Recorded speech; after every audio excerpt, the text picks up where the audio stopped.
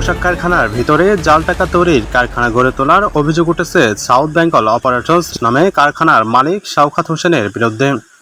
বুধবার 24 মে দুপুরে সাভার উপজেলার বনগাঁও ইউনিয়নের সাদাপুর পুরাতন বাড়ির বসিরবাজার কেন্দ্রীয় জামে মসজিদের পাশে পোশাক কারখানার অভিযান পরিচালনা করে সাভার মডেল থানা পুলিশ। এ সময় ওই পোশাক কারখানার একটি গোপন কক্ষ থেকে কোটি কোটি টাকার সমপরিমাণ জাল নোট ও বেশ কিছু সরঞ্জাম জব্দ করা হয়।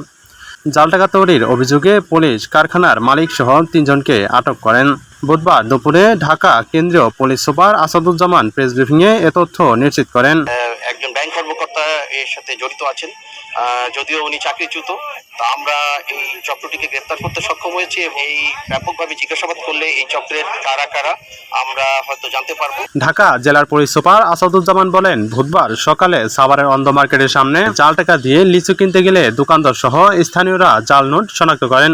পরে তারা ওই চক্রের একজনকে আটক করে সাভার থানা পুলিশে খবর দেন। খবর পেয়ে সাভার মডেল থানা পুলিশ আটক ব্যক্তিকে থানায় নিয়ে প্রাথমিক জিজ্ঞাসাবাদ করেন। তার দেওয়া তথ্য অনুযায়ী পুলিশ তাকে দিয়ে সাভারের বনগাঁয়ের সুপার মার্কেট পুরাতন বাড়ির সাউথ বেঙ্গল অপারেশনস নামে একটি তৈরি পোশাক কারখানায় অভিযান পরিচালনা করেন। কারখানার ভিতরে একটি গোপন কক্ষে সম্পূর্ণ প্রস্তুতকৃত 50 লাখ টাকা ও প্রিন্টকৃত সম্পূর্ণ 50 লাখেরও বেশি টাকা উদ্ধার করেন। এ সময় ঘটনাস্থল থেকে 3 জনকে আটক করা হয়।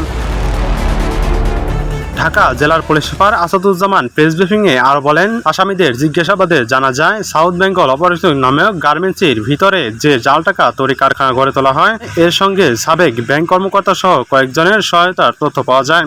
আসন্ন ঈদুল আজহা উপলক্ষে গরুর হাটে বিভিন্ন শপিং মলে এসব জাল নোট ব্যবহার করে অল্প সময়ের মধ্যেই বিপুল অর্থের মালিক হওয়ার স্বপ্ন দেখছিলেন তারা।